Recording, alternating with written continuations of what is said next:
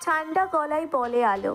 শামিন কিছু না বলে আলোর হাত ধরে ঔষধ লাগিয়ে দেওয়ার জন্য। আলো এক ঝটকায় হাত ছাড়িয়ে নিয়ে বলে, এভাবে কথায় কথায় আমায় চোয়ার অজুহাত বের করবেন না, জানোয়ার জালিম কোথাকার। শামিন ম্ল্যান হেসে আলোর দিকে তাকায়। তারপর আলোর হাতটা তার শক্তিশালী হাতে শক্ত করে ধরে। আলো শামিনের শক্তির সাথে পেরে ওঠে না। শামিন ঔষধটা আলোর হাতে লাগিয়ে দিতে দিতে বলে, তোমাকে ছুতে আমার কোনো অজুহাত কিংবা নাটক করতে হবে না আলো। ভুলে যাচ্ছ তুমি আমার স্ত্রী। তোমাকে ছোঁয়ার ইচ্ছে হলে আমি কোনো অজুহাত খুঁজতে যাব না। আলোর নিজের অসহায়ত্বের কথা স্বামীনের মুখে আরো একবার উচ্চারিত হতে শুনে ঠোঁট কাঁপতে থাকে। স্বামীন আলোর ক্ষততে ওষুধটা লেপটে দিয়ে আলোর দিকে তাকায়। আলোর চোখে পানি দেখে তার হঠাৎ করে মনে হলো এরকম একটা কথা বলা তার ঠিক হয়নি। ভয় পেয়েছে মেয়েটা। পরক্ষণেই মনে পড়ল ভয় দেখানোর জন্যেই তো বলেছে সে কথাটা। স্বামীন উঠে দাঁড়ায়। আলো অস্ফুট স্বরে বলে ওঠে, জানোয়ার পিচাস। শামিন আলোর দিকে ঘুরে তাকিয়ে বলে, আচ্ছা, তোমার মুখ ব্যথা করে না? এক কাজ করবে, বারবার কষ্ট করে আমাকে এসব না ডেকে একটা টেপ রেকর্ডারে গালাগালগুলো রেকর্ড করে রাখবে। তারপর আমি বাড়িতে ফিরলেই আবার কানের কাছে রেখে অন করে দিয়ে বসে থাকবে। তোমার কষ্ট করতে হবে না। আলো মুখ ঘুরিয়ে নেয়। শামিন বলে, কাল সকালে আমার ছোট ভাই আসবে আমেরিকা থেকে। তুমি এই বাড়ির বউ, তাই ভাবলাম তোমাকে বলে রাখি কথাটা। তার সামনে কোনো রকম ঔদ্ধত্য দেখাবে না তুমি। সে খুব ভালো একটা ছেলে। তাকে অপমান করে গালি দিয়ে কোনো কথা তুমি বলবে না। আমি বরদাস্ত করবো না আলো। কাকে খুঁজছিস ছোট? গার্লফ্রেন্ড? ভিড়ের মধ্যে ভাইয়ার কণ্ঠস্বর শুনে ইসমামের মুখে হাসি ফোটে। সে প্রস্তুত ছিল এই মুহূর্তের জন্যে। ইসমাম জানতো ভাইয়া ছুটে চলে আসবে তাকে রিসিভ করতে। ভাইয়ার কাছে ইসমামের থেকে ইম্পর্টেন্ট কিচ্ছু নেই। ইসমামের চোখ খুঁজতে থাকে শামিনকে। শামিন এক হাত উঁচু করে ধরে বলে, আমি এখানে ছোট, ডানে তাকা। ইসমাম ডানে তাকাতেই দেখতে পায় তার ভাইয়া তার দিকে হাসি হাসি মুখ করে তাকিয়ে আছে। সেই মুখ, সেই হাসি, সেই তীক্ষ্ণ দৃষ্টি, সেই ফিট বডি, পাঞ্জাবি পরে হাতা গুটিয়ে রাখার স্টাইল, সেই পেশিবহুল শক্তিশালী হাত, সেই সিংহের মতো টানটান হয়ে দাঁড়িয়ে থাকা। 4 বছর আগে ভাইয়াকে সে ঠিক করে যেরকম দেখে গিয়েছে, এই ভাইয়া আর সেই ভাইয়ার মধ্যে কোনো পার্থক্য ইসমামের চোখে ধরা পড়ছে না। শামিন হাত বাড়িয়ে আছে। ইসমাম প্রায় ছুটে গিয়ে ভাইয়াকে জড়িয়ে ধরে। তারপর বলে, তুমি আগের মতোই আছো ভাইয়া, পারফিউমটাও বদলাওনি, একই ফ্রেগ্রেন্স। হ্যাঁ, যেটা তুই চুরি করে মাখতি গায়ে, আমায় না বলে। শামিন হেসে বলে কথাটি। ইসমাম হেসে ফেলে। ভাইয়ের কপালের দিকে তাকিয়ে বলে, ভেবেছি কপালের কাছে কিছু চুল উঠে গিয়ে টাক হয়ে গিয়েছো তুমি। ভিডিও কলে অন্যরকম লাগতো, 30-35-এর নায়কের মতন সুদর্শন দেখতে তুমি। এতটুকুও বদলাওনি তুমি, ছিটে ফোটাও না। কিন্তু তুই বদলে গিয়েছিস। তোকে এখন ব্যাটা ছেলেদের মতো লাগছে। আগের সেই বাচ্চা বাচ্চা ভাবটা নেই, সুপুরুষ লাগছে। ইসমাম হাসে। শামিন বলে, তখন এদিক ওদিক তাকিয়ে কাকে খুঁজছিলি? প্রেমিকা? তোমাকেই ভাইয়া। কথাটি বলে ইসমাম আশেপাশে তাকায়। তারপর ম্ল্যান হেসে বলে, আমি জানতাম আর কেউ না আসুক তুমি আসবে। বাবা চেন্নাই গিয়েছে ছোট। ইলহাম আর ঈশিতাকে আমি নিষেধ করেছি আসতে। তাদের বাড়িতে কিছু কাজ দিয়েছি। ইসমাম চুপ করে থাকে। শামিন ইসমামের কাঁধে হাত রেখে বলে, চল বাড়িতে। সবাই অধীর আগ্রহে অপেক্ষা করছে তোর জন্য। ইহান খুব এক্সাইটেড। ওকে তো 1.5 বছরের দেখে গিয়েছিলি তুই। তাকে স্কুলে ভর্তি করানো হয়েছে। মেজো ভাবি কেমন আছে? ভাইয়া শুধরেছে নাকি আগের মতোই আছে?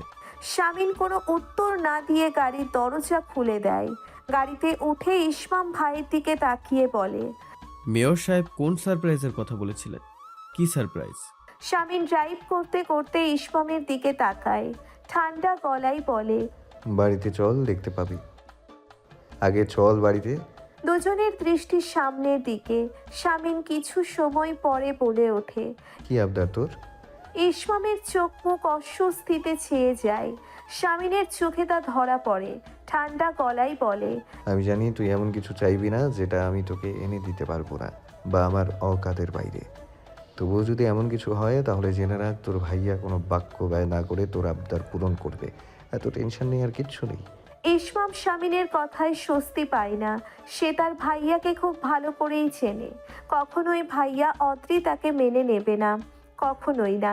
তবু এটা ইসমামের প্রথম এবং শেষ চেষ্টা। শামিন দৃষ্টি সামনের দিকে রেখে ইসমামকে বলে, গাজীপুরের বাগান বাড়িটা বাবাকে দিয়ে তোর নামে লিখে দিয়েছি। তোর তো নিরিবিলি স্থান খুব পছন্দ, ওখানে গিয়ে সময় কাটাতে পারবি। এইসব আমার কিছুই চাই না ভাইয়া। বাবার কোনো সম্পত্তির ভাগ আমি চাই না। পরে আবার কথা শোনাবে আমি সম্পত্তির লোভে দেশে ফিরেছি। বাবার উপর তোর এত রাগ কেন বলতো? বাবা তো সব কিছু থেকে বেরিয়ে এসেছে। রাগ থাকলে আমার উপর থাকার কথা। রাজনীতি আমি করছি। ইসমাম চুপ করে থাকে। শামিন বলে, তোর জন্য একটা মেয়ে পছন্দ করে রেখেছি আমি, তোর ফুয়াদ ভাইয়ার কাজিন। ফুয়াদ আমাকে ছবি দেখিয়েছে, তোর পছন্দ হবে। মেয়েটির 14 গোষ্ঠী কেউ রাজনীতির সাথে জড়িত নেই, একেবারে তোর মনের মতো সম্বন্ধ। ইসমাম ম্লান হাসে। শামিন বলে, সিরিয়াস আমি ছোট, একবার যখন দেশে এসেছিস আর যেতে পারবি না তুই। লেখাপড়া অনেক করেছিস। নিস্তলায় শোরগোলের আওয়াজ শোনা যাচ্ছে। আলো সেদিকে কান না দিয়ে জানালার বাইরে দৃষ্টি দিয়ে তাকিয়ে আছে। এখান থেকে দৃষ্টি দিলেই দূরে তাদের কলেজের 5তলা ভবনের কিছুটা দেখতে পাওয়া যায়। আলোর বুকটা হু হু করে ওঠে। সামনের সপ্তাহে তাদের ইনকোর্স এক্সাম শুরু হবে। সব কিছু ঠিকঠাক থাকলে আলো এক্সাম দিত। এখন তো আলোর পুরো জীবনটাই অনিশ্চিত। শুধুমাত্র একটা মানুষের জেদ তার প্রতিহিংসার শিকার হয়েছে সে। দরজার নখ ঘোরার শব্দ হয়। আলো ঘুরে তাকায় না। পিশাচটা সকাল সকাল কোথাও বেরিয়ে গিয়েছে। নিশ্চয়ই সে ফিরেছে। ভাবি, ঋতু আলোকে ডাকে। আলো কপাল কুঁচকে তাকায়। ঋতুর হাতে কিছু বক্স। আলোর দিকে তাকিয়ে আমতা আমতা করে বলে, আপনার জিনিসপত্র সব ভাইয়ার আলমারির পাশে যে আলমারিটা আছে সেটাতেই গুছিয়ে রেখেছি ভাবি। আলো কিছু না বলে আবারও জানালার বাইরে দৃষ্টি দেয়। ঋতু হাতের বক্সগুলো বিছানার উপরে রাখতে রাখতে বলে, আমাদের শাশুড়ি মায়ের গয়না ভাবি। মা সবকিছু 3 ছেলে বউয়ের জন্য ভাগ করে দিয়ে গিয়েছিল। এগুলো আপনার ভাগের গয়না। আলোর রাগ উঠে যায়। ঋতু নামের ভীতু মেয়েটিকে দুটো মন্দ কথা শুনিয়ে কোনো লাভ হবে না আদেও, তাই সে চুপ থাকে। ঋতু একটা বক্স থেকে দুটো সোনার বালা বের করে আলোর কাছে এগিয়ে যায়। অনেকটা সাহস নিয়ে আলোর হাত ধরে বালা দুটো পরিয়ে দিতে দিতে বলে, এই দুটো কিন্তু আমার শাশুড়ি মায়ের ব্যবহার করা। এই দুটোর কোনো ভাগ হয় না। তিনি বলে গিয়েছিলেন এই দুটো তার বড় ছেলের বউ পাবে। তিনি পেয়েছিলেন আমাদের দাদি শাশুড়ি থেকে, দাদি শাশুড়ি পেয়েছিল তার শাশুড়ি মায়ের থেকে। আলো হাত সরিয়ে নেয় না। স্বামীনের পোষ্য মানুষগুলোকে কিছু বলতে ইচ্ছে হয় না আর তার। সে এক দৃষ্টিতে তাকিয়ে আছে তার হাতের দিকে। একদিকে স্বামী নিয়াসার তার পায়ে শিকল পরিয়ে দিয়েছে, আর আজ হাতে এই চুড়ি। একটু একটু করে আলোর অস্তিত্ব মিটে যাচ্ছে। ঋতু আলোর আলমারি খুলে একটা গোলাপি রঙের কাঞ্চি ভরম শাড়ি বের করে বিছানার উপর রেখে বলে, গোলাপি রঙে বেশ মানায় আপনাকে ভাবি, এটা পরে নিন। আজ আমাদের ছোট দেবর আসার উপলক্ষে বাড়িতে নতুন নতুন মেহমান আসবে কিছু। ভাইয়া বলে গিয়েছে আপনাকে রেডি করিয়ে রাখতে। আজ সকাল সকাল এলেন যে? ঈশিতার কথায় শান্ত একবার ঈশিতার দিকে তাকিয়ে চোখ নামিয়ে নেয়। ঈশিতা ভালো করে লক্ষ্য করে লোকটাকে। ঘন কালো ঝাঁকড়া চুলের সুদর্শন এক যুবক। মোটা কালো ফ্রেমের চশমার আড়ালে দুটো সহজ সরল চোখ। বেশিরভাগ সময় যার দৃষ্টি থাকে মেঝের দিকে, যেন এই বাড়িতে ঢুকে সে অন্য কিছুর দিকে তাকালে স্বামী নিয়াসার মির্জা তার প্রাণ নিয়ে নেবে। ঈশিতা মৃদু স্বরে বলে, মেঝেতে কিছু খুঁজছেন? কিছু কি পড়ে গিয়েছে আপনার? তাহলে মেঝের দিকে তাকিয়ে আছেন কেন? আপনাকে দেখে মনে হয় আপনার কোনো অমূল্য সম্পদ মেঝেতে পড়ে গিয়েছে, আর আপনি সেটা খুঁজে বেড়াচ্ছেন মেঝেতে। শান্ত খুবই নিচু স্বরে বলে। শান্ত কিছু বলে না। মনে মনে সে প্রচণ্ড বিরক্ত হয়। এই বাড়িতে টিউশনি নেওয়াটা তার ভুল হয়ে গিয়েছে। এই বাড়ির কোনো লোককেই তার সুবিধের মনে হয় না। সবাই গুন্ডা প্রকৃতির। তার সামনে দাঁড়িয়ে থাকা এই মেয়েটিও তাই। কথাবার্তায় কোনো আন্তরিকতা নেই। হয়তো সে গরিব শ্রেণীর কেউ, তাই তাকে এমন ব্যবহার ফেস করতে হয়। ঈশিতা শান্তকে নিশ্চুপ থাকতে দেখে বলে, আপনাকে পরপর কয়েকটি প্রশ্ন করলাম, আপনি একটারও উত্তর দিলেন না। আপনি ইহানকে পড়ান কিভাবে, যেখানে নিজের মুখ থেকেই কথা বের হয় না? শান্ত এক প্রকার ঈশিতার দিকে তাকিয়ে চোখ নামিয়ে নিয়ে বলে,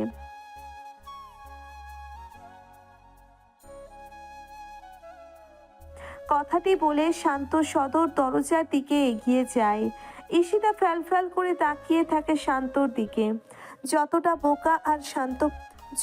বোকা আর শান্ত ভেবেছিল এই ছেলেটা তা নয়। শান্ত কিছু দূর গিয়ে পেছনে ফিরে ঈশিতার দিকে একবার তাকায়। ঈশিতার দৃষ্টি তার চোখের দিকে। ঈশিতা তখনও বুঝতে পারেনি সে খুব শিগগিরই ওই মোটা কালো ফ্রেমের চশমার নিচের শান্ত দুটি চোখের মায়ায় আটকা পড়তে চলেছে। ভাইকে দেখে বুকে জড়িয়ে ধরে ইলহাম কিছুক্ষণ চুপ করে দাঁড়িয়ে থাকে। যত মান অভিমান হোক না কেন, রক্তের টান উপেক্ষা করা মানুষের পক্ষে অসম্ভব। ঈশিতা পাশ থেকে বলে ওঠে, আর কত জন্ম অপেক্ষা করাবি আমাকে ইসমাম? ভাইয়াকে ছেড়ে আমাকে দেখ, আমার গিফট দে।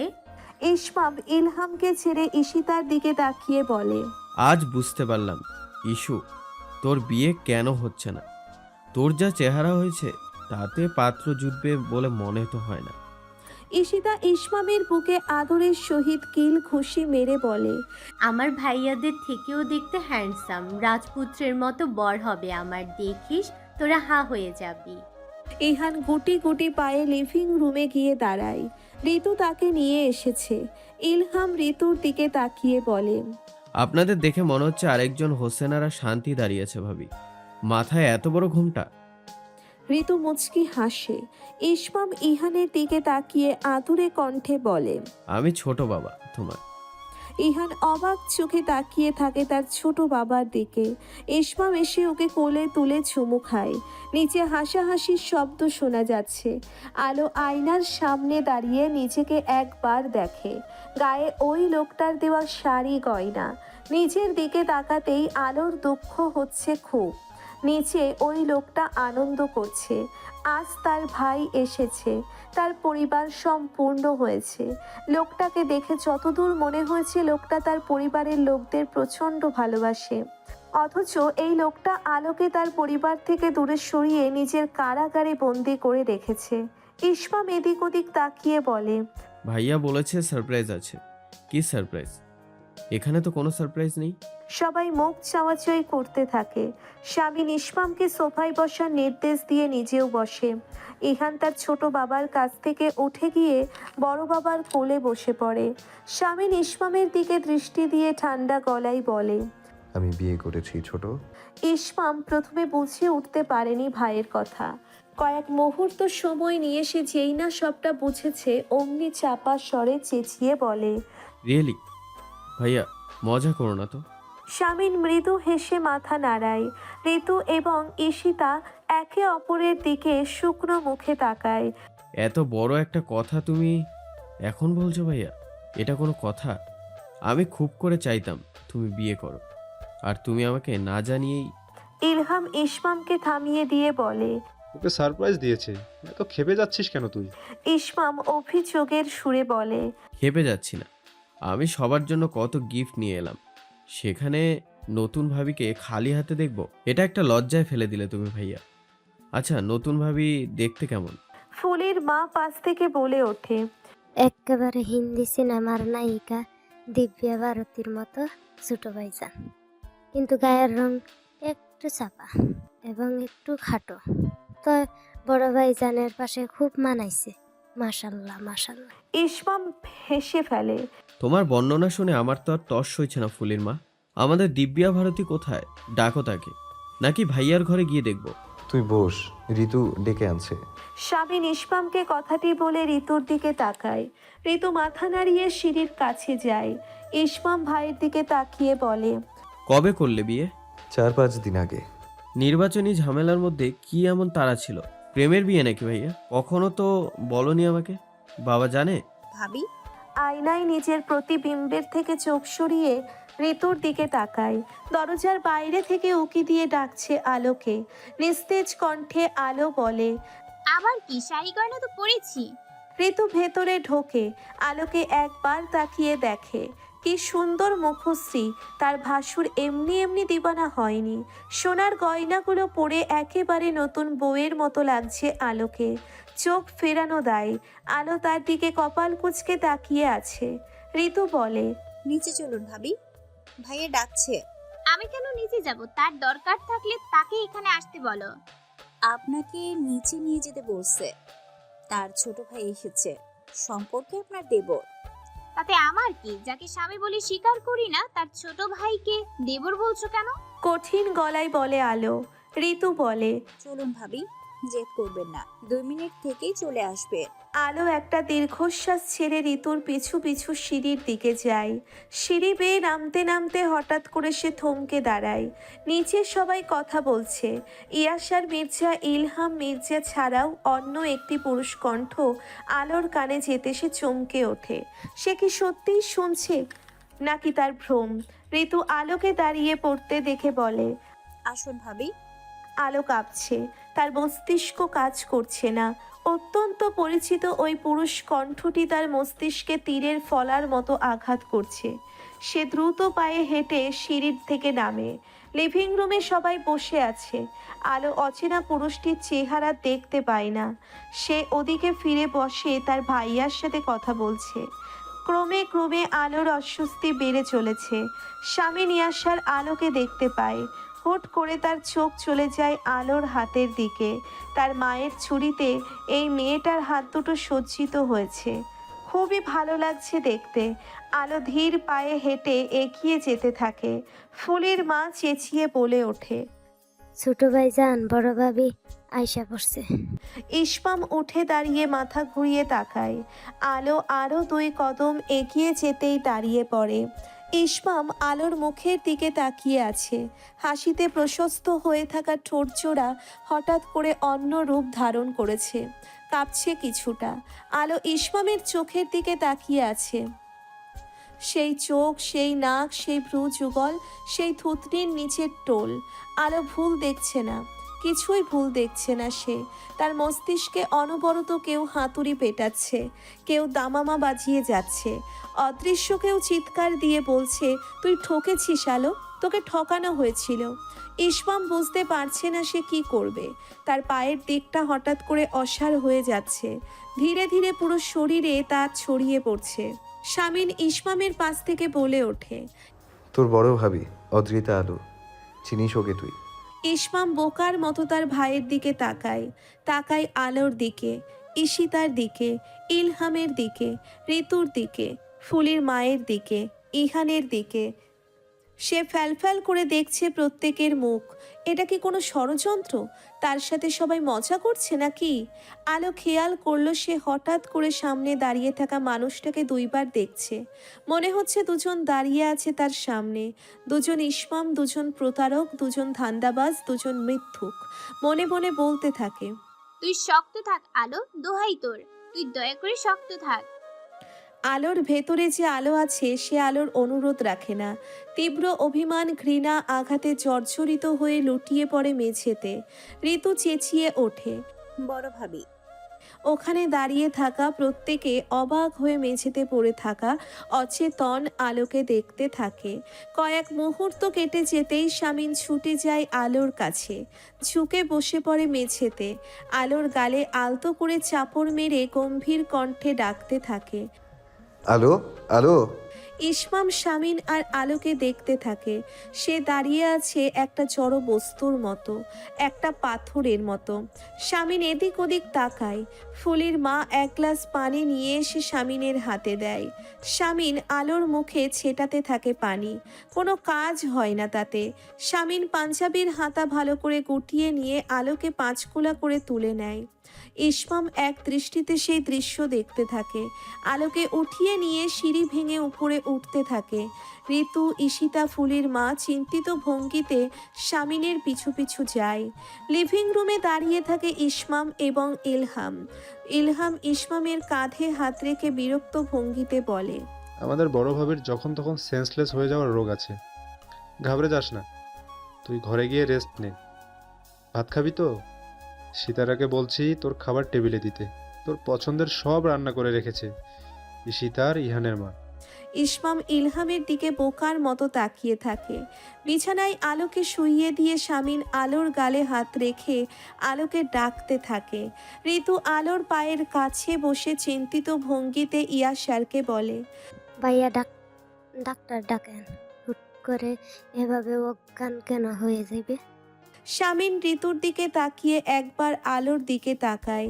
হঠাৎ করে তার ফোন বেজে ওঠে।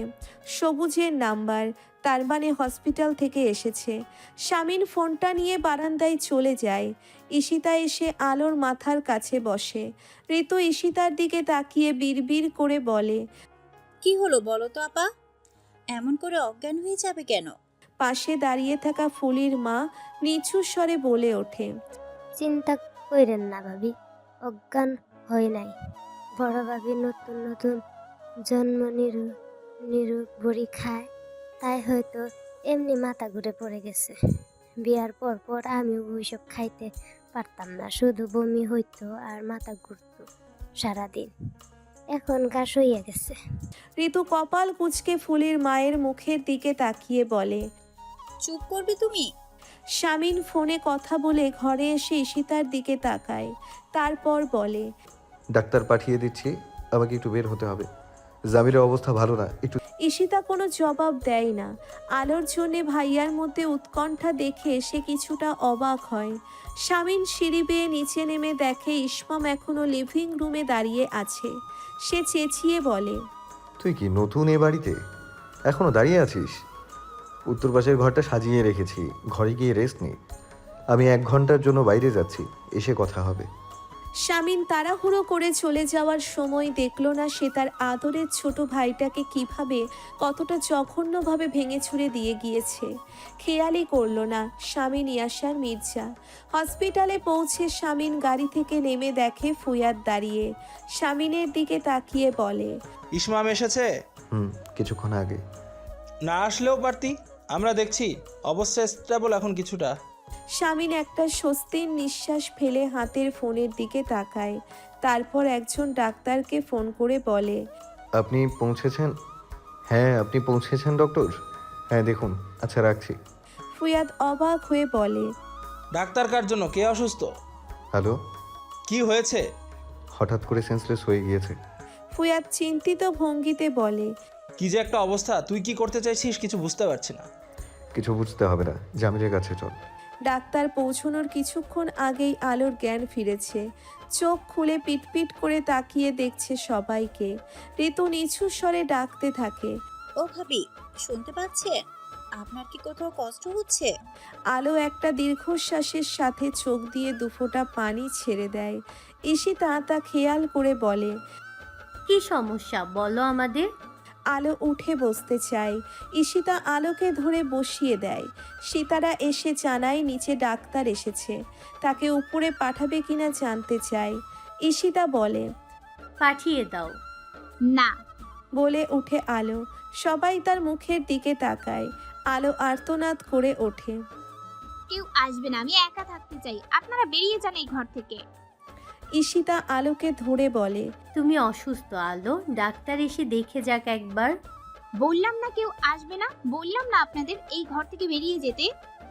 আলোর কণ্ঠে কিছু একটা ছিল। সবাই চুপচাপ ঘর থেকে বেরিয়ে যায়।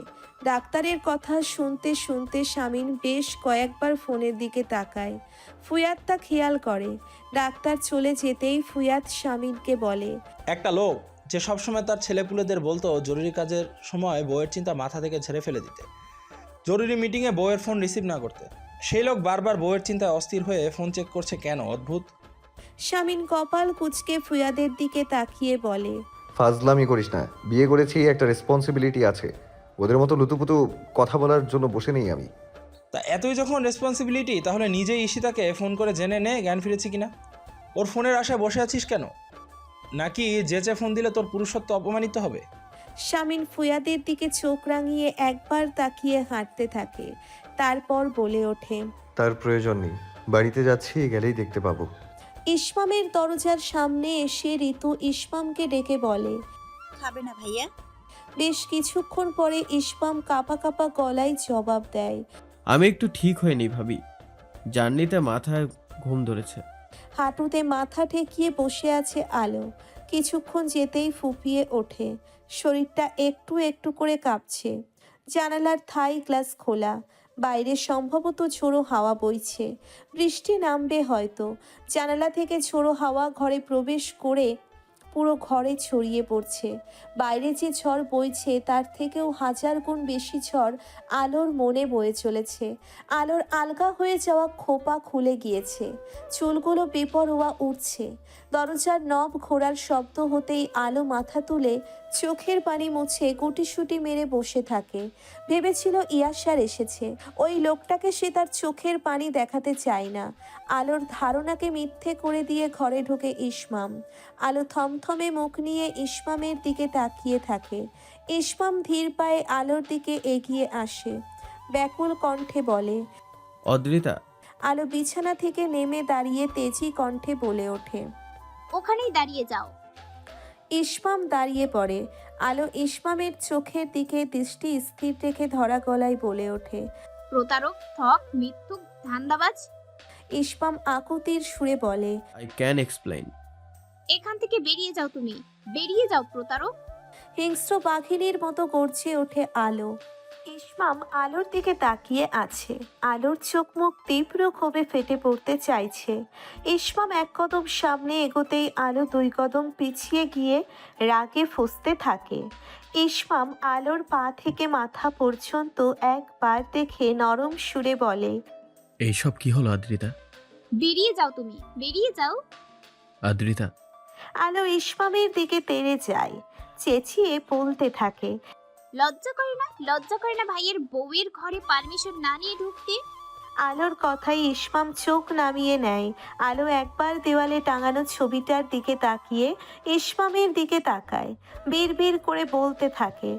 সেই জন্যই তো এত মিল। সেই জন্যই স্বামী ইয়াসার মির্জার নামে কোনো বাজে কথা শুনতে পারতে না তুমি। আমারই ভুল। আমিই বোকা। আমিই বুঝতে পারিনি। ঝরঝর করে কেঁদে দেয় আলো। ঘৃণা করো না আমাকে আদ্রিতা। তোমাকে হারাতে চাই না আমি, তাই বলিনি সত্যটা। ইসমামের এই কথায় আলো দু চোখে পানি নিয়েও তাচ্ছিল্যের হাসি হাসে। তেজি কণ্ঠে বলে ওঠে। হারাতে চাওনি, হারিয়ে তো ফেলেছো। বেশ হয়েছে, বেশ হয়েছে। এটাই তোমার উচিত শিক্ষা। ইসমাম আহত চোখে আলোর দিকে তাকিয়ে থাকে। আলো বলতে থাকে। বাবা টিচার, মা গৃহিণী, বাবা মা সম্পর্কে মিথ্যা বলতে বাদলো না একটু? তুমি তো স্বামী ইয়াসার মির্জার চেয়েও নিকৃষ্ট। ছলনা করে পেতে চেয়েছিলে আমায়, নাকি কখনো চাওনি? ভেবেছিলে কিছুদিন টাইম পাস করে ছেড়ে দিয়ে লাপাত্তা হয়ে যাবে। আদ্রিতা নামে বোকা মেয়েটা টেরই পাবে না। আদ্রিতা, ইসমাম আর কিছু শুনতে চাইছে না আলোর মুখে। আলো বলতে থাকে। ধিক্কার জানাই তোমাকে। তোমার থেকে তো স্বামী ইয়াসার ঢের ভালো। যা করেছে সামনাসামনি করেছে। তোমার মতো প্রতারণা করে। আর কিছু বলতে পারে না আলো। পুরো শরীর ভেঙে কান্না আসছে। কাঁদতে কাঁদতে বেঁচেতে বসে পড়ে। ইসমাম আলোর দিকে অসহায়ের মতো দৃষ্টি দিয়ে তাকিয়ে থাকে। কয়েক মুহূর্ত পরে কান্নাটা দমিয়ে আলো বলে ওঠে। একেবারে স্বামী ইয়াসার মির্জার হাতে গড়া পাষণ্ড তুমি। একবার ভাবলে না একটা মেয়ের ইমোশন নিয়ে এভাবে খেলা ঠিক না? কি উদ্দেশ্য ছিল বলো? তুমি ভালো করেই জানতে তুমি মির্জা বাড়ির ছেলে। জানতে পারলে আমি তোমাকে বরখাস্ত করব না। তবুও কোনো উদ্দেশ্য, কোন আশায় তুমি রিলেশন কন্টিনিউ করেছিলে বলো? ইসমাম কিছু বলে না। আলো চেঁচাতে থাকে। বেরিয়ে যাও, বেরিয়ে যাও এখান থেকে। ওই মুখ আমি দেখতে চাই না। বেরিয়ে যাও প্রতারক। আলো চেঁচাতে থাকে। শেষের কথাটা অত্যন্ত উচ্চস্বরে বলে আলো। নিচতলা থেকে আলোর চিৎকার শোনা যাচ্ছে। ঈশিতা ঋতুর দিকে তাকিয়ে বলে। ঋতু চিন্তিত ভঙ্গিতে স্বামীনের ঘরের সামনে গিয়ে দাঁড়ায়। ইসমাম ধীর পায়ে ঘর থেকে বের হয়। ঋতু অবাক হয়ে ইসমামের দিকে তাকিয়ে আছে। ইসমাম ঋতুর দৃষ্টি সম্পূর্ণ অগ্রাহ্য করে নিজের ঘরে ঢুকে দরজা বন্ধ করে দেয়।